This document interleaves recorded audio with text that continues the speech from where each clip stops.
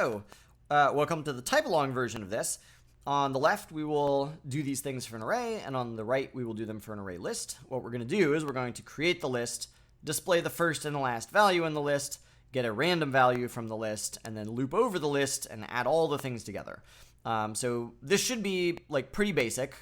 You don't have to have all of the syntax details memorized in the first semester, but we'll be using them so frequently that you should have them memorized by the second semester.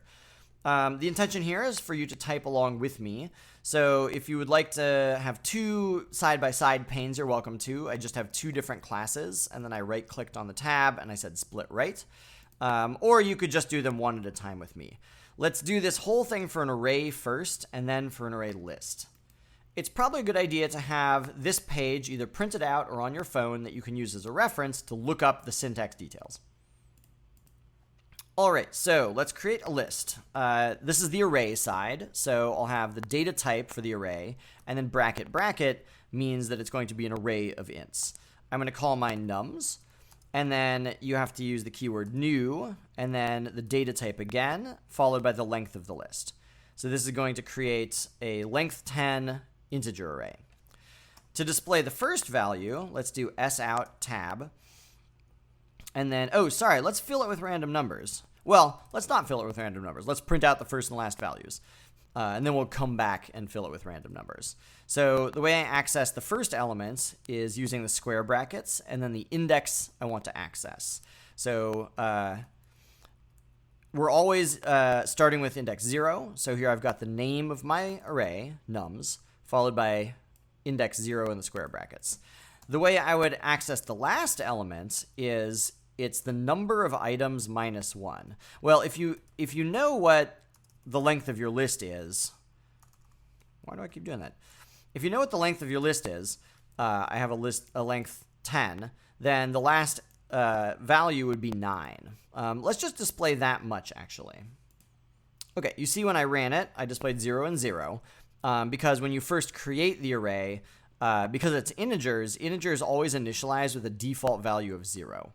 Notice, I think a common beginner mistake is to think, okay, if I have an array of length 10, let's add a 10 right here. Look what happens when you do that. When I run it, it says exception in thread main, exception means error, and then java.lang.array index out of bounds exception. So that means I've tried to access an index that is out of bounds. In other words, it's not a valid location inside my array. And then 10 is the actual index I tried to access that's out of bounds. And the reason why is because if I have 10 elements, the first element is 0, so the last element has to be one smaller than 10 or 9. In general, it's very common not to know the length of the array, so you have to ask the array itself how long it is. So you'll be using this pattern. You'll say nums.length to get the number of elements, and then you subtract 1 to create the last index. Okay, so now let's go back. So we've done displaying the first and last value. Now let's go back and fill the array with random numbers. So practice typing here for I, and you could hit enter. I is a fine variable name, so you hit enter. And notice how the cursor has now moved, but I didn't move it with the mouse or my arrow keys. So just practice hitting enter and letting the program move the cursor to where you want it to be. I'm going to do nums.length, but instead of typing nums, I'm going to say n enter dot enter enter. And now my cursor is in the middle, inside the block for my loop. So practice using the tab completion and using the enters. If I wanted to fill my array with the same number, I could say nums element I equals 99 or something, and now all 10 elements are 99. Instead, I want to create a random number, so I'll cast to int math.random times, and then I'm going to, I have to decide what the largest random number I want is. So let's do 100. So this is now going to be a random number between 0 and 99. Okay, let's go ahead and run it again to see what the new first and last elements are. Okay, so now 24 and 33, and of course if I ran it again, there would be different random numbers because we assign them different random numbers. Let's pause there and do the same thing for array lists on the other side. All right, so if I'm going to create an array list, the data type is ArrayList. I can't say ArrayList int like this because array lists can't store primitive data types. So I have to use the wrapper class, which is the object version of int, which is capital I integer. I'm going to call it nums, just like before, and then I'll say new ArrayList. On yours, there might be some red underlining. Hold on, let's pretend you didn't see that. So on yours, it probably looks like this. You can hit Alt-Enter to automatically import ArrayList, or at the top, you can type yourself, import java.util.ArrayList. All right, let's do these things in the same ordering. No, let's do this. So right now, the nums ArrayList is size 0. So I can't print out the first and last thing in the list because there's literally nothing in the list. It's an object that contains 0 elements. So I'm going to, well, let's not copy paste. Let's practice typing. So let's do for I, enter, enter. And this time it wouldn't make sense to say nums.size like I did on the other side. Because on this side, nums was already size 10. So I could say loop over all the variables that already exist. On this side, nums has a length of 0. And so if I want 10 elements, I have to loop literally 10 times. So I goes from 0 to 10. I can't do this. It doesn't make any sense to say nums get I equals a new value. And the reason why is because if you have an equals sign, that means take the value on the right and save it inside the variable on the left. But nums.getI isn't a variable. It's the value that gets returned when you access a variable.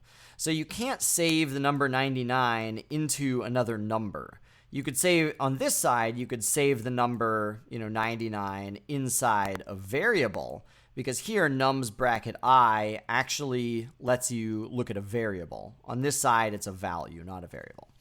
So long story short, let's do nums dot add, and now I can add whatever I want. So this would add 10 99s. Instead, I'll do the same thing as on the left-hand side. I'll cast to int math.random times 100. Okay, let's display the first and the last value in the list. So sout tab, and then nums.getZero. And then here I'll do sout tab, and then nums.get nums.size -1. So on this side, I used nums.length -1. Here I use nums.size with parentheses -1. But other than that, they're the same. Let's go ahead and run it. We'll see what it looks like when it evaluates. Did it run? Oh, I wasn't paying attention. Okay, so we got 69, 65. Let's run it again. 4693. Okay. Last thing. So let's add all. Well, let's do this. Let's encapsulate some of this stuff in methods, because that's another thing that's going to be helpful for you. So here, I'm creating a length 10 array and filling it with random values. Wouldn't it be nice? I'm going to do this. I'm going to cut this. And now I'm going to say make array. I want it to be size 10 with a maximum value of 101. So I'm imagining that this is a method that exists already that's going to return a new array to me already filled with values. So in IntelliJ, you can hit Alt-Enter and say create the method. And now it's created the method signature down here. I do want to return an int array. These are terrible variable names, so I don't want to call it I. The meaning of this first number 10 is the size of the array I want. The meaning of the second number is the max value of the random values that I want. And now I'm going to go ahead and paste in here.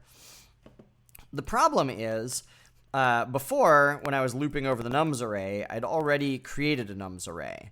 Now I haven't created a nums array because that's the whole job of my makeArray method. So let's go ahead and recreate the declaration of nums. So I'll say nums equals new int except I'm not going to say 10 here because I don't necessarily want it to be size 10. I want the size to be determined by this first input size.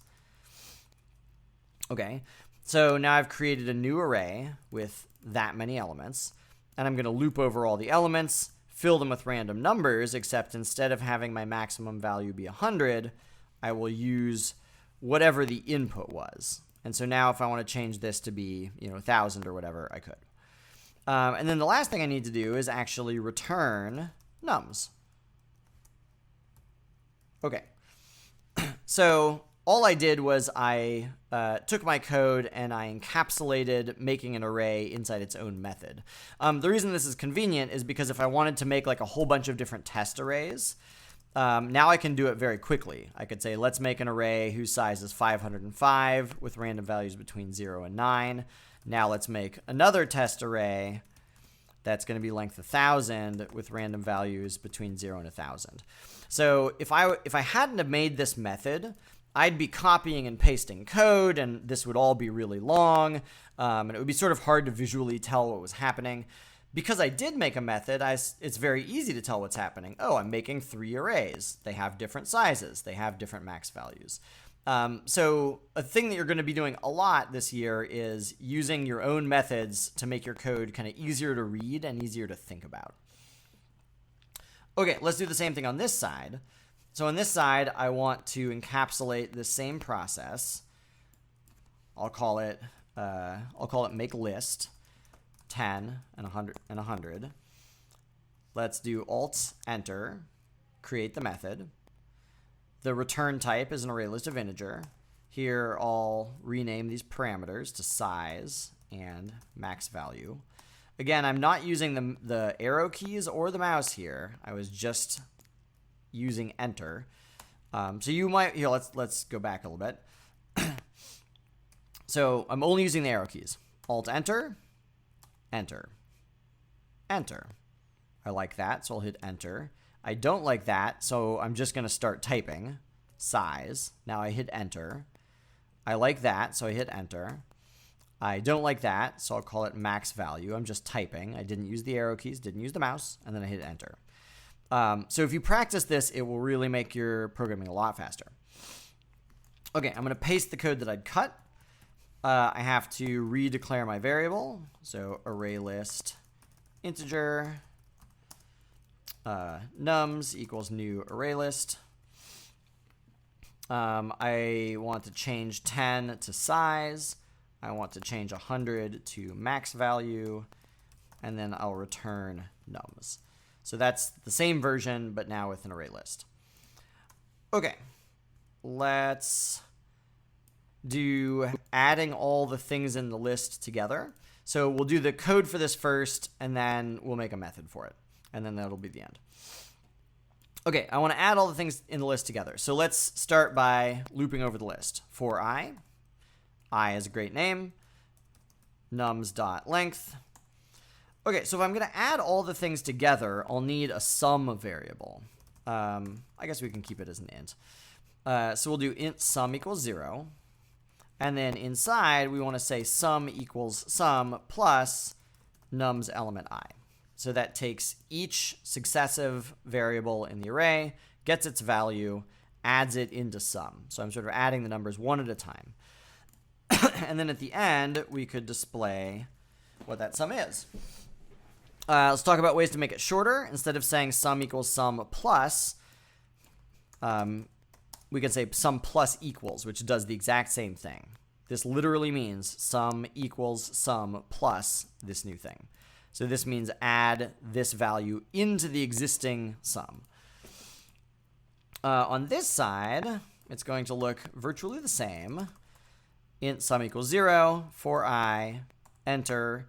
Only this time, we'll say nums.size because it's an array list. And then sum plus equals nums.getI. And then we can print it out. Okay, let's run it. You can see what it looks like. So here the sum was 661. Let's actually print the whole array. That's going to be helpful. So I'm going to delete these. If you try and print the entire nums array, here's what happens. It looks like this, which is the, it's the memory location. Hold on. Okay, it's the memory location where the array was created. So to print an array, you could either loop over the elements one at a time and print them, or you could say arrays.toString and then give it the name of the array. You have to import arrays. So Alt-Enter to import. The import statement looks like this, import java.util.arrays. And now if I run it again, so you see what the array looks like. On this side, for the array list, you don't need to do anything like that. An array list will just display. So I can just print nums. And now let's run it. You can see what it looks like. Oops. So it looks the same, but I promise you I did run this right-hand side. So the thing to remember is to display an array, arrays.toString. All right. What were we about to do? Right, so let's now encapsulate this process. Here, I have a method to make arrays. What if I wanted to find the sum of all three arrays? Here, let's make them all length 10. And let's make them all the same max value. And now maybe what I want to know is which of these three has the largest sum. If I wanted to sum each of these up manually, I'd need 3 for loops. And again, kind of the code is longer, it's harder to look at, harder to think about. Wouldn't it be nice if we could do something like this? Wouldn't it be nice if I could say int array sum equals sum nums? So sum is the thing I'm trying to do, nums is the input, it's the array, and then this is just going to loop over all the things and add them up. So let's actually do that. Let's cut this code. I'm going to delete the print statement. Put your cursor on top of sum and then hit Alt-Enter, and we'll... here it says import static method, which is not what we want to do. We want to create the method sum here. So the return type is an int because the output is going to be a single number representing the sum. So I'll hit enter. The input is an int array. You could call it nums. That's fine. I'm going to call it array, actually, ARR. And now let's paste. Okay, so here I've got my own variable sum. I didn't name my array nums anymore. It's called R. So let's change that. And then at the end, I have to return what the sum was. Okay, done. So now I can just sum up each of my arrays. Notice how I'm using the tab completion. So I sum up array 1, I sum up array 2, I sum up array 3. So again, like this should be, I know this is maybe not how you would have done it last year, but this is kind of the next horizon for you to start thinking about. Getting comfortable creating and using your own methods is going to make your code much, much easier to manage for yourself for later on. Let's run it and see what they look like. Oh, so here I've displayed the first random array. I calculated the sums, but I didn't actually display any of the sums. So let's display them now. Array sum, and then a space, and then sum 2, and then a space, and then sum 3. And I guess let's go ahead and display each of the 3. Okay, so now I'm going to display all 3 lists, and I'll display all 3 sums. Okay, so there's all 3 lists, and here's all 3 sums. Cool. Let's do the same thing on the right-hand side. I am going to cut all this. I'm going to have int sum equals sum nums, like this. Let's do Alt-Enter and say create method sum. I return an int. The input is an array list. I'll call it nums this time. I'll paste. I create my variable sum, I loop over the things, I add them up, only now I don't want to print, I actually want to return. So let's replace that with return sum. All right, and now we'll print it out here. The reason I don't want to print it inside the method itself is because right now we do want to see what the sum is, but later on maybe our purpose is not actually to display anything to the console. Maybe we want to do something with this number. And if the method only ever prints something, we don't actually have the number inside a variable that we can do stuff with. All right, let's run it on this side.